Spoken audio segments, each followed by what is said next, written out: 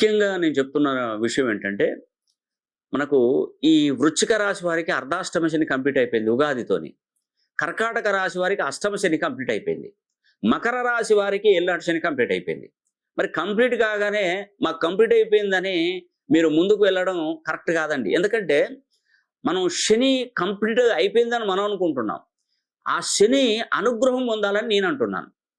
శని ఒకటి ఏంటంటే తనకున్నటువంటి ఒక గొప్ప విషయం ఏంటంటే శని పోతూ పోతూ మంచి చేస్తాడండి. అది నాకు తెలుసు.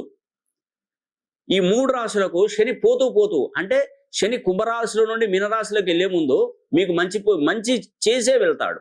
అప్పుడు మనం ఏం చేయాలంటే తనకు ఆర్జీ పెట్టుకోవాలి.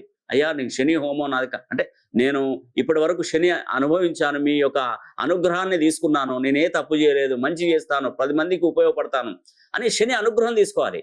అది నేను ఆగస్టు 9వ తారీఖున శని హోమం చేస్తున్నాను. ఖచ్చితంగా మీరు శని హోమం చేయించుకోండి.